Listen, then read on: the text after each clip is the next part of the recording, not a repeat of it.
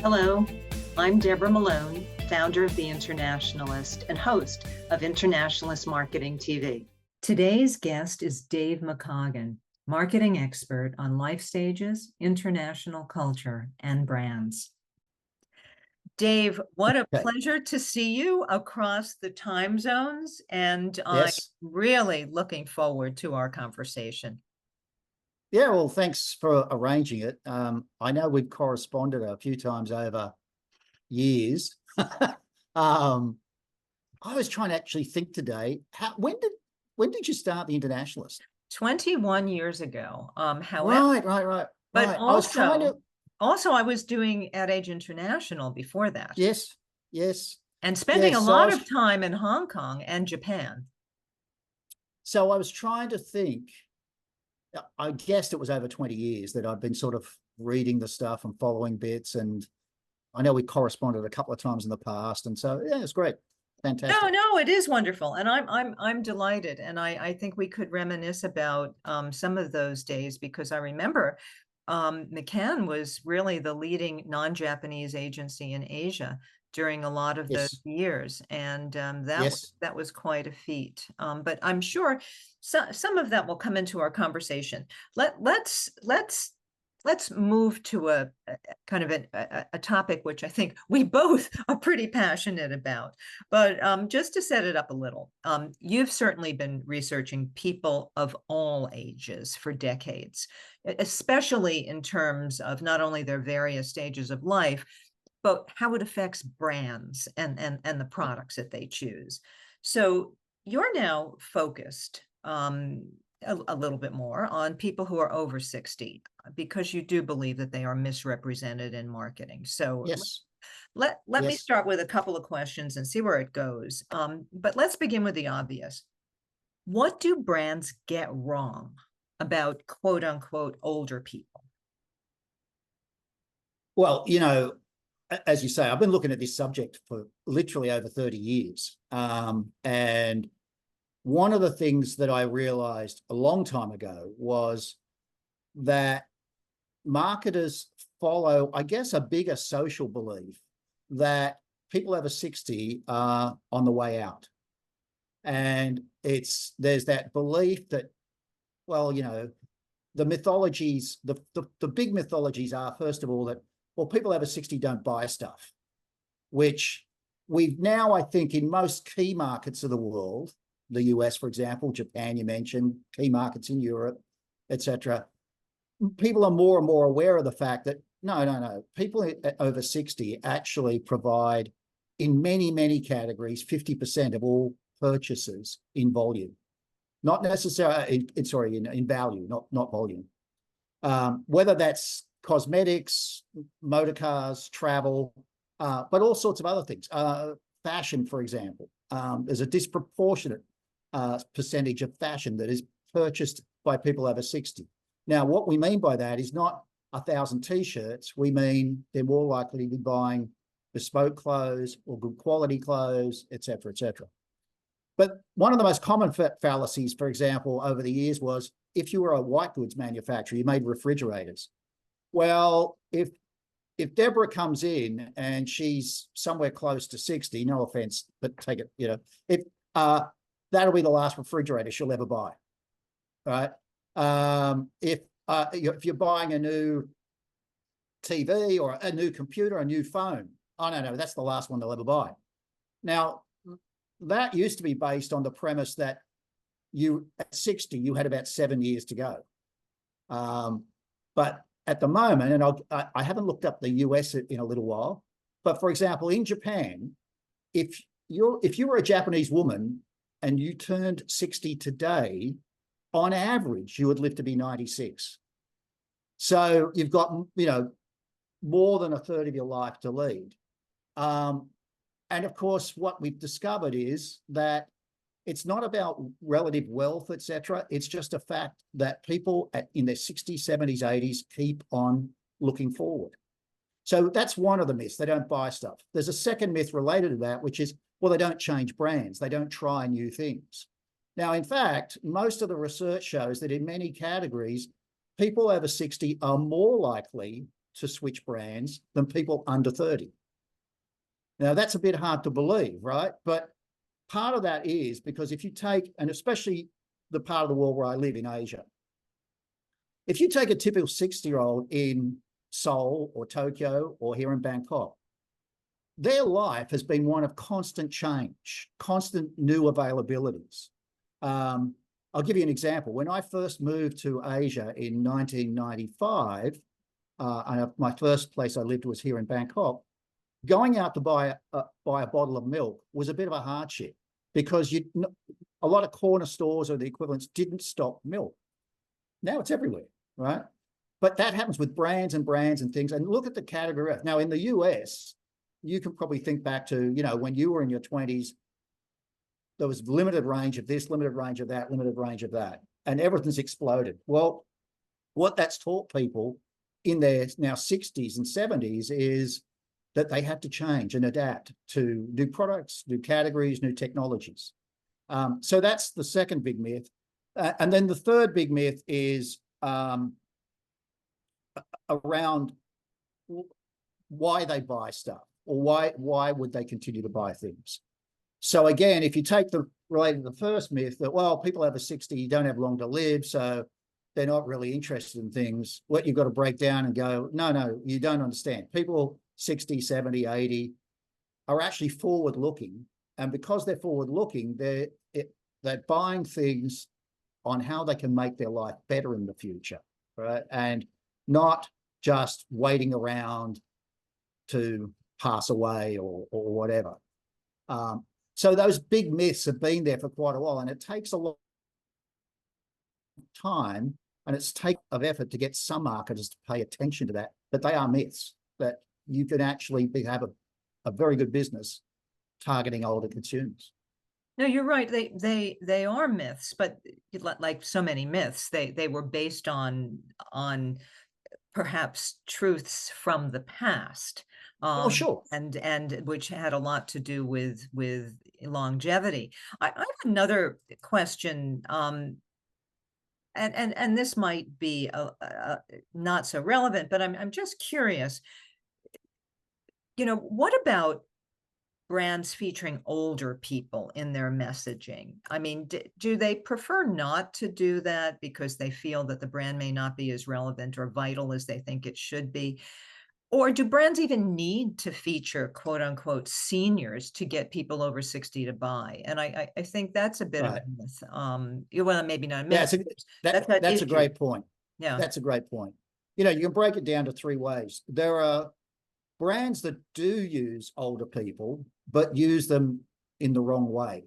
So too often we'll see brands, and especially in what I would call first thought categories, though, that the categories people associate with older populations, like health insurance or insurance in general, or retirement homes, or pharmaceuticals, or pharmaceuticals, right? Yeah. Stuff about, as I call it, stuff that's about existing, right? How am I going to exist?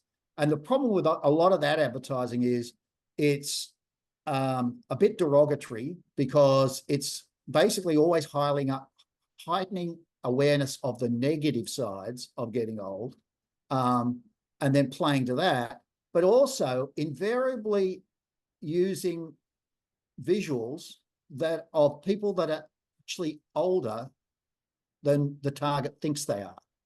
So if that makes sense, right? It makes perfect sense. It makes perfect sense. And I have an example once you finish that blew my mind, but go ahead. Yes. And so you see that all the time and the response you get when you do focus groups and stuff is you'll show people, you'll show a group of 65-year-olds something and say, that's targeted at you. And they go, well, why'd they use somebody that looks like they're 70 or 75, right?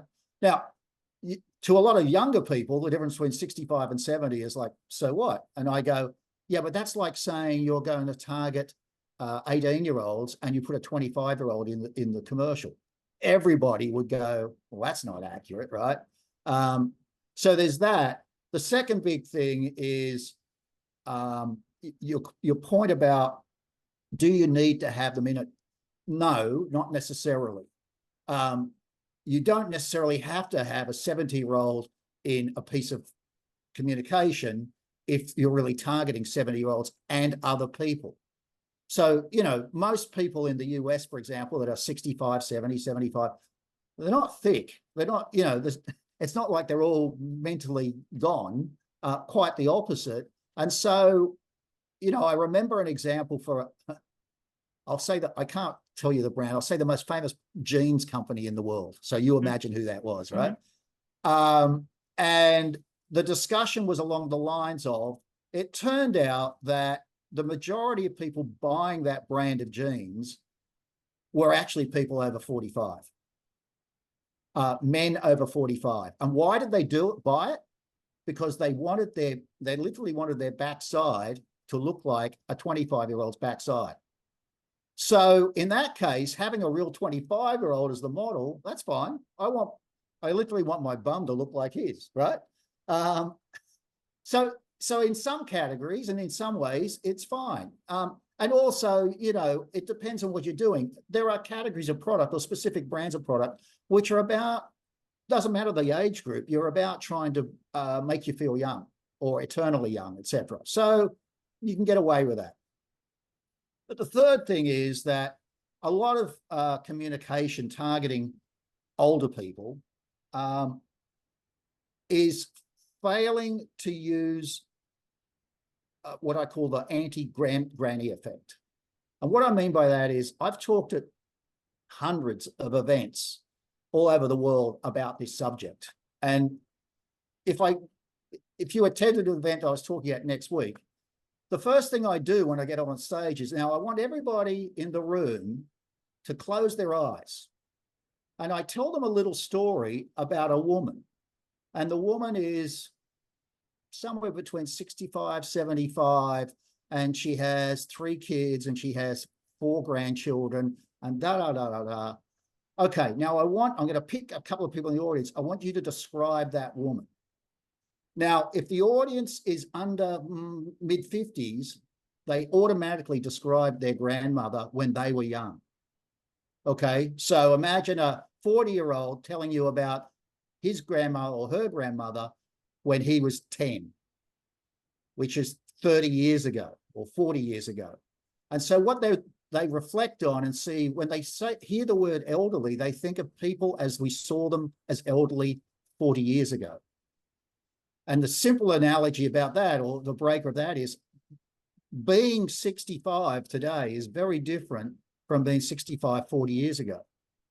And all you've got to do is look at old movies, etc. Right? And you go, remember when you look back at the movies of the 40s, the 50s, the 60s, and you go, that guy's he was only 35 and that he looks 50, right? Because we have a different sense of that now, of what age looks like, how it's represented. Yeah, no, and I think it's got a lot to do with vitality. I won't take long, but you know, to your point about brands and using people of a certain age, I had I would say the good fortune of being in a focus group when we were doing focus groups on a clothing brand that I tended to buy. And long story short, they realized, like you were saying, in terms of who makes purchases, that a lot of their purchases were made by people, let's call it over 50, but and probably over 60 and even over 70. But the reality is, when they did some examples of putting that age group and models, you know, beautiful models in that age group in the category, the product didn't sell as well. And part of the reason they discovered is older people today think of themselves as they Younger. picture themselves as roughly around 50 years old, 45, 50, and 45, 50 looks like what we thought was 30 once upon a time. And if you just stick with models that age, not kids, but certainly beautiful women who are around that, it seemed to work for them. I mean, that's enough of my diverting. No, you're perfectly right. I mean, one of the examples I always give is when my father died about 30 years ago, and he was 72 when he died. He'd been retired for 7 years. When Mad Freddie, that was his nickname, when Mad Freddie died, everybody, you know, reached out to our family about, oh, he led a great full life. Now, if somebody if you read today about somebody you know, or a person, you know, a star, a personality that dies in their early 70s, today we say, wow, that's pretty young. Yeah. Or Right what a now, shame, you know? Yeah. yeah, what a Yeah. shame. That's pretty young, you know. Yeah. Yeah. We expect now, some people are sometimes shocked when I tell them, well, you know, on average, if you're such and such age, you should live to be 88 or 90 or whatever. But we usually expect to live well into our late 70s, our 80s, and be active up until the last year or two. And so that wasn't the case, you know, when I was young. It hasn't been the case historically. Yes, there were always people that lived to be 100, but the proportion of people that are living to be surviving and living to be in their 90s is much higher. And more importantly, we now know more and more about that third stage of life, somewhere between 60 and the last 20, 25 years of your life, that a lot more people are entering that period a lot healthier. You know, you mentioned before we started recording about your husband plays golf and he loves to go, what is it, adventure hiking or whatever. Right? Think about the boom of that over the last 10, 15 years of late middle age. And I call anybody under 70 late middle aged. Okay. So, but think about the boom in cycling, in marathon running, in adventure travel, etc., for people in that age group. Things that my father wouldn't physically be able to have done it. You know, and he'd been a boxer when he was young, but it's just we age differently. Well, let me ask you back to brands. What brands, and I know you can't always reveal names, but what brands get it right? And perhaps if you'd like to, which brands get it wrong? Sure. The first category that always comes to mind is cosmetics. The big breakthrough in terms of targeting people over 60 really started nearly 20 years ago, or about 20 years ago, in Japan, with a Japanese cosmetics brand called Kaneko.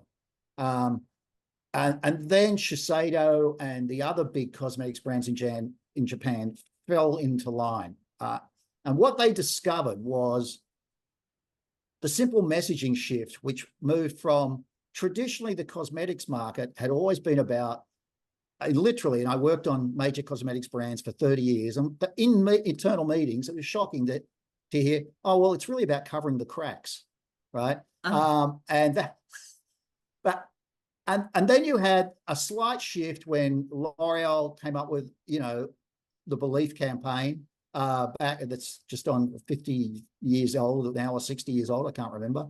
And the insight behind that shifting to, no, well, you're not actually using all this stuff to please a man, you're doing it to please yourself. Okay, well, that's great. But then what Kaneko and other brands in Japan picked up on was when you're in your 60s, 70s, etc., women are not necessarily trying to make themselves look younger. They're trying to make themselves look like they feel. And that was a big insight. So what they started to do was to employ a lot more women in their 50s and 60s, and to do campaigns that were all about feel free to represent yourself the way you want to, the way you feel. Now, of course, what then happened was that the big American brands and the big European brands like L'Oreal and Max Factor, etc., they followed. Now, they may or may not admit this, but think about that point about 20 years ago when we suddenly saw, like, it shifted from a much younger Jennifer Aniston to the next big person L'Oreal signed was Jane Fonda, who was already in her late 60s or something, right?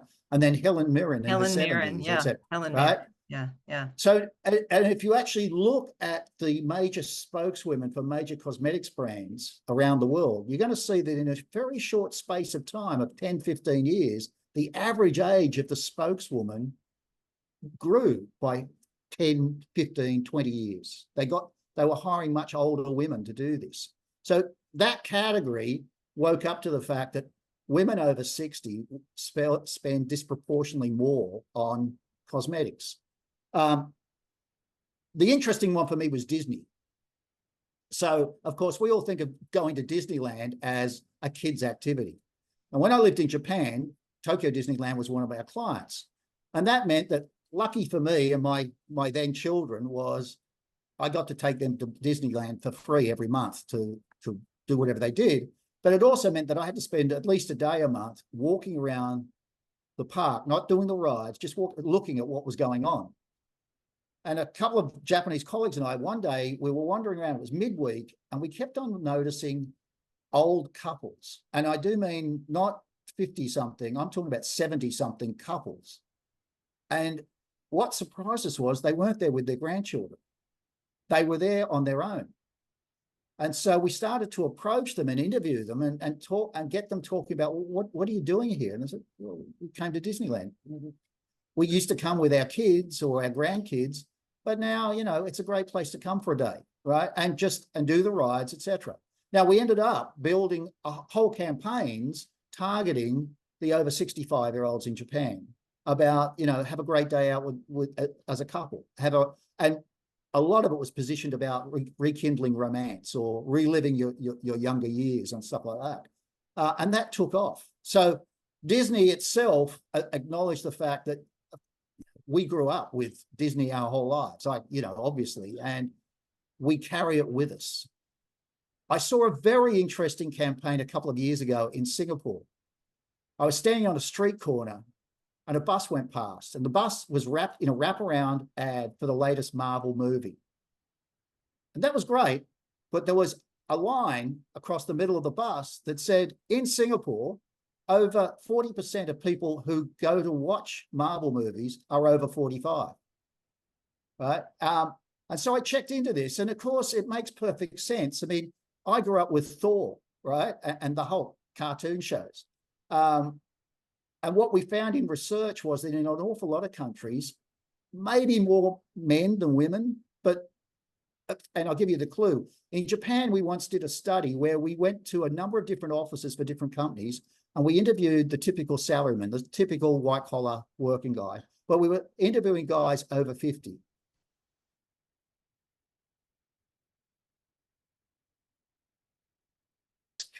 In the drawer or on their desk was some favorite manga cartoon character as a model, a little statue, a comic book. So that's interesting, right? That Marvel would be understanding this, that Marvel is not just for kids, it's literally for me. I mean, you can't stop me from going to see every new Marvel release at the local cinema. Right? But what's similar is even the Barbie phenomenon.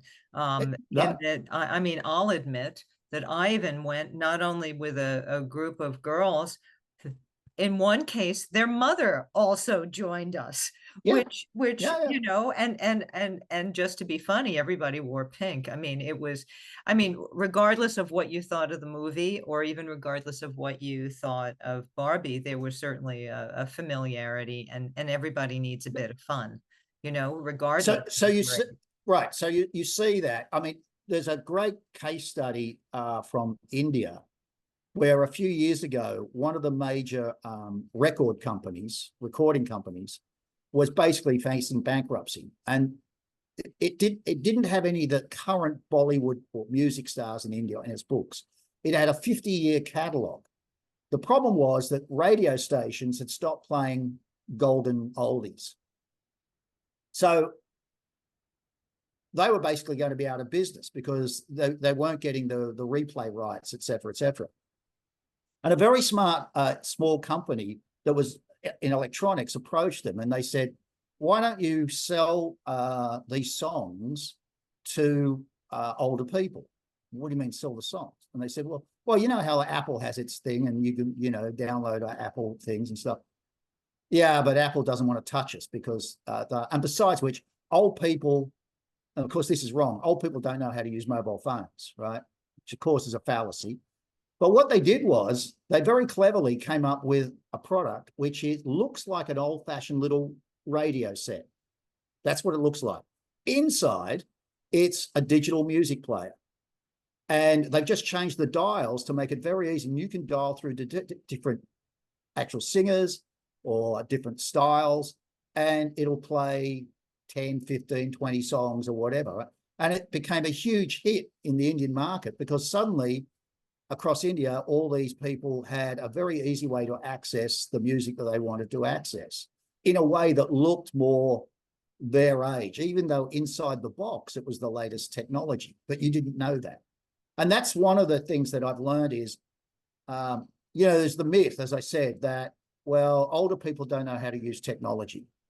Well, that's not the person's problem. That's your problem as the marketer, is to come up with a way to make the product available to them in a way they understand. But I would point out that I often have to explain to marketers, according to MIT, not me, no generation in the history of mankind has been able to adapt to new technologies better than the people that are currently somewhere between 60 and 75. Because the MIT study actually pointed out, and this was done before GPT came out, where they pointed out that in the 25 years before that, there had actually been no major new technology. We think there is because of, iPhones and stuff like that. But the reality of it is that we've been using mobile phones for 30 plus years. The internet we've been using since the mid-90s. I always point out that when the iPhone was launched, 6 months later, it's estimated that over 50% of all iPhones were owned by people over 45, and those people are now 65, right? So it's not that people can't adapt. It's usually because you haven't made the effort to figure out how to help them adapt. And then there's the connected mythology, which is, yeah, well, it's too hard because they don't want to use a digital platform. Well, maybe they can't see the value of the digital platform. It hasn't been marketed to them. We sometimes get and in the market research world, this is a common thing. An awful lot of global or big country surveys still don't talk to people over 65. And why do they do that? Oh, well, we do mobile surveys and they don't want to answer surveys on mobile phones. Well, that doesn't mean they're not interested in the subject, or they don't have an opinion, or they couldn't be a valued customer for the client. It's just they don't trust answering surveys on mobile phones, for example. So you've got to adapt to what the people you're targeting are willing to do, etc. And we understand that when we talk about, oh, I'm going to do some work in France and in America. Oh, well, we've got to tweak it because the French are different from Americans. But why don't we tweak it when we're talking about people of different age groups more? No, you make a very interesting point, and I think one of the points that I can see you making through our conversation is really focused a bit on language, because you opened by talking a lot about looking forward, and I know that you also talk about new life builders and people who are retrying, or Yes. they're thinking of retirement, if I can say that right, as opposed to Retirement. retirement. Yeah, just talk a little bit about that, because I think that might really consolidate a lot of what you've said. Yeah. So back in the mid-90s, I moved first here to Bangkok. My job was to reinvigorate the way McCann offices across Asia looked at people. And so we instigated a program where every week across 20 cities across Asia, we did weekly, very open-ended focus groups. Like literally the moderator's guide might be 2 questions for a 2-hour conversation. But we did it against 4 distinct age groups or life stages. And most people would have done what we did, which was like people in that sort of end of high school, college type age group, the first 10 years of working life, what we call family builders, so people with young and teenage kids. But then we also included, so every 4th group was people 55 to 70. And we did that because I had already been studying those age groups, and I wanted to be able to put in clients, okay, this is what they really think. Now, what was really interesting is that from India to Korea down to New Zealand, doing these things every month for years, and we'd end up that program ran for 17 years. And what we found was that it didn't matter which city, it didn't matter which socioeconomic group, which ethnic group, which religion.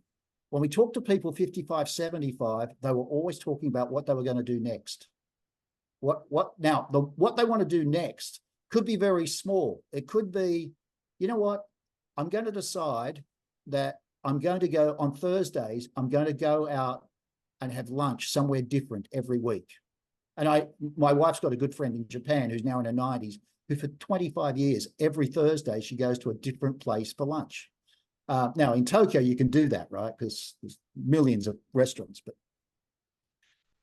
but it was literally this thing of like, it's not about retirement. It was more about, I'm looking forward to trying something new. And what really brought that home was in 2007 in Japan, what's called the Dunkai generation. It's the baby boomers of Japan. They started to retire in 2007. So retirement age then was 60. So suddenly you had this big mountain of, or flood of 60-year-old men, because most women had finished working years before. Long story there, but a flood of men retiring, and in 2007, and we started to track what happened with them. Now, interestingly, one of the things that stood out was in 2007, across all categories of all products, what was the fastest growing category in Japan in 2007? Can't imagine, unless it's a new drink or a new cosmetic. Electric guitars. Oh, how funny. Right? Why? Because all of these guys that have been 35, 40 years in the office, suddenly I've got the time, and they literally were reforming the bands from when they were high school or college bands and buying new guitars to literally get back together and retry the old bands. That's hysterical. And then we saw that with a whole bunch of other activities. People, the last 10, 15 years, in America, all sorts of places, we've seen the boom in older people returning to college to get degrees they always wanted to do. They always felt like they should have done, to try something new.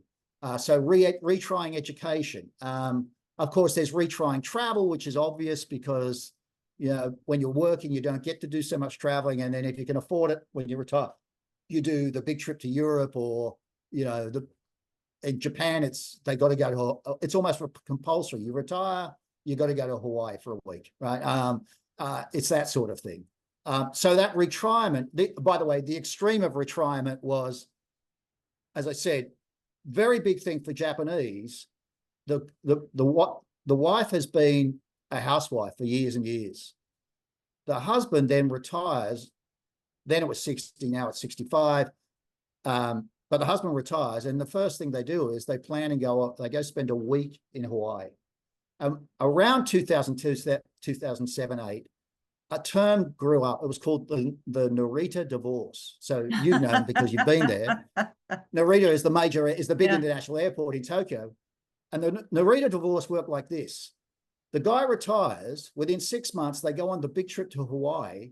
They come back, they land in Narita. And as you know, Narita's a long way out of the city.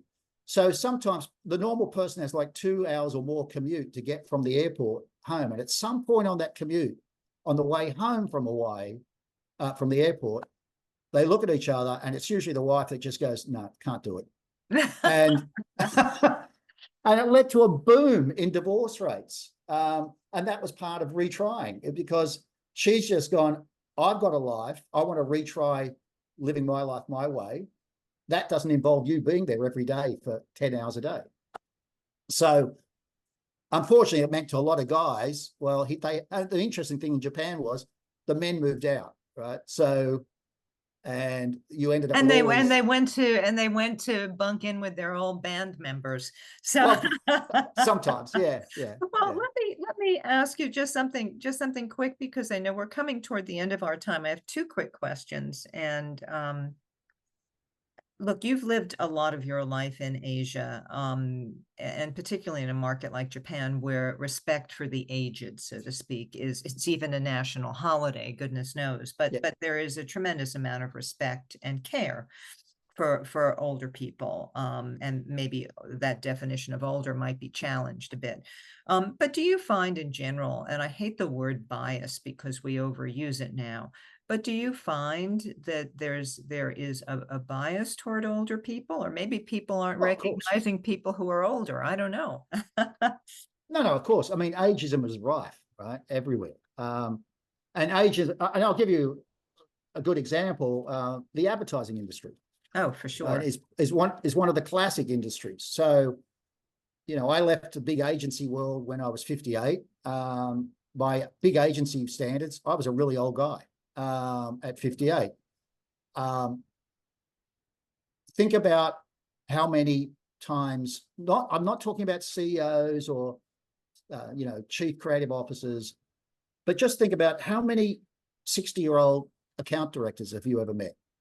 And how many times do you ever hear of an agency hiring a 60-year-old at a mid-level or as an intern? A couple of years ago, one agency in Australia called Tinkerbell, quite famous agency in Australia now, they actually hired two older people as apprentices, as interns. And that was a big write-up and a big press release, and it was really great. As I always point out, yeah, but there are literally thousands of agencies in the world, and that's the only one that I know of that's ever done it. To their credit, one of those two interns, at the end of the internship, they offered a full-time job to.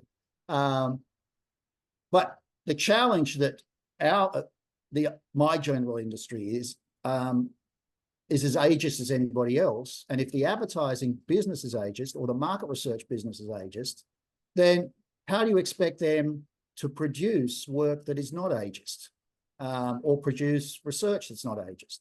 And it's been that long struggle to try and to get over that. No, I agree. And I think even though now we're so much more concerned with inclusivity and multiculturalism and so on and so forth, and obviously there's nothing wrong with that. But one of the things that I always find amazing is that as everyone ages, that's going to happen to everyone, regardless of what your culture is or what segment you're a part of. So everybody, that's a big commonality. So why would you want to be quote unquote biased against your own future? It's a lack of information. Well, let me ask one last thing, because it's very clear that we could talk for many hours. Your listeners are welcome to dial me up and I'll do it for them. Yeah, right. Well, we just might. So it's a tough question because I'm not exactly sure how to phrase it, but what do you want to do to change these perceptions about aging? Is it language? Is it being a crusader in that? What is it? Well, it's funny because somebody today, who I didn't know, contacted me and sort of said, hey, you're a real crusader for this aging thing. What should we do? Now, unfortunately, like every other brief, you've got to be pretty narrow. You can't just say, what should we do? Because every business, every situation is slightly different, and you've got to think about that. But yes, I guess the thing is this: I have moved from being somebody who was interested in the subject because it was part of me trying to provide a better service to clients, to somebody who got frustrated by the fact that not enough people wanted to discuss and do anything about it. And now it's become, I guess, I know there's a few people in the US and different parts of the world that are sort of interested in this. And by the way, yes, you mentioned offline, somebody who's just started a new agency that's sort of targeting that age group. And I've seen that for 25 years in all major markets where people, and it's usually, no offense to anybody, but it's usually people that are somewhere in that older age group who can't get a job and are now, well, we'll start our own agency. And they don't normally last very long. And they don't normally last very long because the clients are not willing to buy into it. Now, we're starting to see some small shifts. As I said, agency in Australia takes on interns. More and more people are boutique agencies targeting this thing. But the big thing is just convincing people that you've got to change the knowledge factor, so the research that you do. You've got to change the way in which you then activate that. And I guess what I like to do is to try to just give people lots of examples of this is what is being done, and this is what could be done. So, and quite honestly, yeah, of course, if you want to pay me to help you with that, fine. If you want to arrange for me to do things like this, right? I love talking about the subject, much as it's- it might it's bore my clear. wife sometimes. No, Yeah.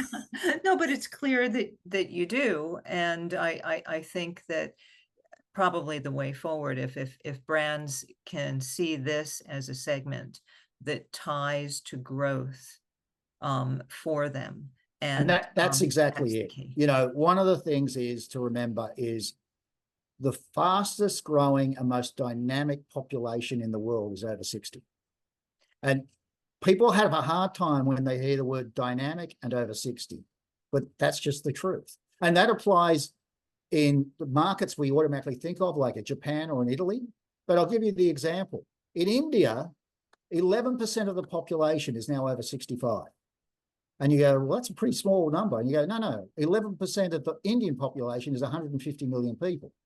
And it's estimated by 2050, it'll be 400 million people in India over 60. So that's a big growth area to start to lock in. Well, I can't think of a more perfect place to end this. And it also might be how I begin it. As this group over 60 is not only the fastest growing, but most dynamic, and one that can probably do more for your brand growth than any other. So I think that we've come to kind of a wonderful temporary conclusion for the moment. So I can't thank you enough, and it's a joy. And you're right. Despite the time zones, I'm happy to talk anytime. Okay. I'll remind you when I call you at 3 a.m. Yeah, right. It doesn't mean I'll answer, but it sounds good. Yeah, All exactly. right, Dave, such a right. pleasure. We'll talk soon. Okay. Thank you very much. Thank you. Okay, thanks. The Internationalist focuses on the continual reinvention of marketing by highlighting inspirational marketers around the world and their ideas as they move the industry forward. Internationalist Marketing TV shares these perspectives through interviews and personal stories. Thanks so much for watching. If you find this kind of content helpful, please click like or subscribe. Again, thanks so much.